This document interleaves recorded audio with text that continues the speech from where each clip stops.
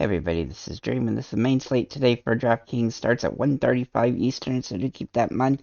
Before I get started, can you guys smash that like and subscribe button? Also, drop a comment below with your home run calls today. I think there's going to be a lot of home runs on this particular slate. With that said, let's get into our core plays. We have Salvador Perez for Kansas City, Joey Menendez for Washington, and Lane Thomas for Washington. Again, there's no issues with weather on this slate, so that's good news. Should be a relatively nice slate from that perspective. So let's go ahead and get into our pitchers here. We're going to start with Garrett Cole. He is very expensive here, and he draws a pretty good matchup against San Diego. He had two rough games against Tampa Bay recently, but he does look decent in this easier matchup. He's definitely worth a look here. He's only had two 20 fantasy point games the last five, though, but the opponents have been really tough. I do think the K rate will return to form today in this good matchup here. Then we'll look at Eduardo Rodriguez for Detroit against the Chicago White Sox. Six of the last seven starts he's had has been over 19 fantasy points. The K rate has been solid as well. The risk here is that some of the bats on Chicago will hit lefties well. He is in play, but just know that a couple guys may get to him on this particular slate. But I do like him as a decent option. Alex Cobb for San Francisco is facing Milwaukee. He scored 25 fantasy points last time against them a few games ago, 4 starts ago, rather. The K rates have been up and down, but he definitely had some decent matchup here, and his price is pretty good as well, so he is viable here. Then we'll look at Drew Smiley for Chicago against Cincinnati. Now, after going through all the batters, I'm not real concerned with Cincinnati's bats here. Facing them in Chicago also helps quite a bit. He's been solid all year, and he's faced them in week one of the year where he didn't do well, but I do like the potential here. The K rate is up and down, though, so that is the concern, which keeps him from being a near must play. Then we'll look at Jose Barrios for Toronto. Now, he has some really good matchup metrics on this particular slate. In 5 of the last 7 games, he's had quality starts, and he's been over 20 fantasy points in all but 1 or 2 of them. He's been a very favorable matchup here. I really like the upside, and he seems like a fairly decent option on the slate. And then we're going to look at Jordan Montgomery for St. Louis. He draws a really interesting start here against Cleveland. The risk here is that he's been giving up some earned runs a lot lately, and sometimes he doesn't have the K rate that really makes it viable. But he is in play because he's so cheap. He definitely gives you some potential.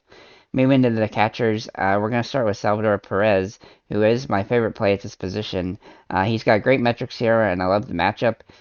Then we're going to look at Kiva Ruiz. He definitely feels like a risky play today, but he definitely draws home run potential in this one, though it is high risk, high reward. Same with Blake Sabal, who hasn't played well lately, really, but he definitely has some potential here. He is got home run potential, and I like his upside, but he's high risk, and you do want to make sure he draws a start here. But as for catcher, there are plenty of options on the slate, but overall, I just didn't think anybody jumped off the page too much other than Perez. You could also consider Yasmani Grandal here. Moving on to first base, we're going to start with Joey Menendez, who I think is a core play here. He has home run potential in this one.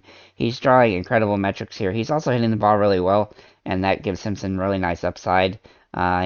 Even with the lack of home runs on the season, he definitely draws all the metrics here to be a viable play. Lamont Wade Jr. for San Francisco is also in play at this position. He's cheap and a good contrarian play off of Menendez. He has some really good metrics here, and I think he's a good contrarian option.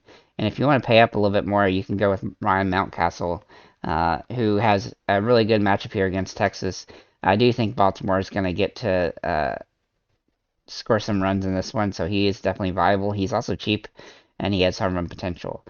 This position has a lot of great options. The values are really good here, so it's just going cheaper at this position. But there's a lot of good options available, including Paul Goldschmidt, Brandon Belt, and Vinny Pasquanto as well. So those are guys that I would consider here.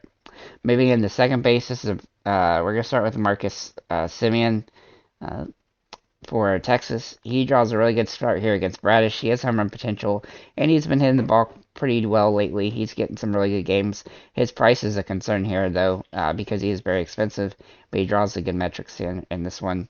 And then we'll look at Nolan Gorman who also has very similar metrics here, but he's a lot cheaper and he's got just as good of a matchup. I like his upside, has home run potential, and he's just a little bit cheaper than Simeon. Second base is a very weak position today, and there's not a lot of good options there, and most of them are expensive. And so I do recommend probably paying up a little bit more at this one.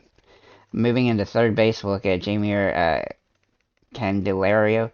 I almost made him a core play, but I think with the Washington stack he's in play, he's had 3 straight games with really good upside. He's not a huge home run hitter, but he draws good matchup metrics for this one, and he's a good option on the slate, especially if you want to be somewhat cheap here at this position. Josh Young is also in play for Texas. He's a little bit more expensive, obviously a little bit too expensive in my opinion on the slate, but there's a good reason if you look at his recent games. He's been absolutely hitting the ball great. So he is in play here, though he's going to be somewhat hard to roster because there's a couple positions that there's not much value. J.D. Davis is also in play for San Francisco as another cheap option. He's got home run potential here, and he's had some solid games lately. The metrics are really good here, and he looks stackable on the slate and the San Francisco stack as well. Overall, third base has decent value plays, but no one jumps off the page as a must play, though there are several decent ones. You should also consider Yoan Makoda and Jake Berger on this particular slate here. Moving into shortstop, we're going to look at Bobby Witt Jr. He's very expensive, but he draws great metrics here, and he has really nice potential. I like his upside, and he has some run upside here. Then we'll look at Seager for Texas, who also draws a great matchup. He's hitting the ball really well lately, and as you can see, he's had 4 games, 4 straight hits. He has home run potential here as well, though he hasn't hit them. He's only had 4 so far, but he hasn't played very many games, and I think he's got really good potential here. And then a cheaper option is Dansby Swanson for Chicago Cubs. He draws a really good matchup here, and he's hit the ball well. He does feel like a really good play, especially with the fact that he's cheaper than the top 2. But the home run potential is a little bit weaker, but he definitely has better hitting stats. This position is very expensive. There's not really any ideal value options, but there are some to consider: Brandon Crawford, Jorge Mateo, Ahmad Rosario, and Tim Anderson. But I do think you probably want to pay up at this position a little bit more. Moving to the outfielders, we're going to start with Aaron Judge, who's a expensive option. He's pretty much my only top option on the slate, as he has big home run potential, great metrics for this one, and has really solid matchup against Darvish, which he's had some good games against in the past. Then we'll look at Lane Thomas for Washington. He is a good value play here. He has hit the ball really well lately. He's got great metrics, has some run potential, and I like his upside. His strike while it's hot, and he's still pretty cheap. Then we'll look at Luis Rivera Jr. for the White Sox. He has home run potential, though he is boom or bust because this matchup is kind of crazy. I do like his potential in this one specifically. We'll look at Varsho for Toronto, who's been up and down this season, but he's getting some hits lately, which has given him some fantasy positivity, and he's got some home run potential in this one, so I do think he's viable.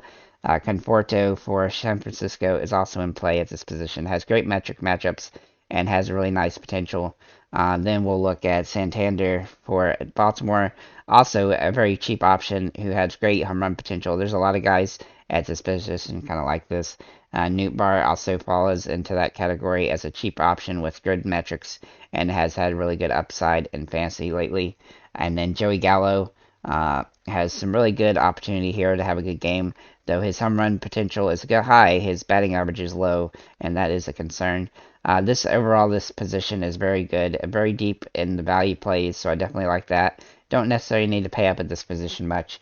You should also consider Christian Yelich, Alex Kirilloff, Stone Garrett, Mike Yastrzemski, and Sia Suzuki at this position. So with that said, guys, thank you for liking, commenting, subscribing. If you have any comments, feel free to leave them below, and have a nice day, guys.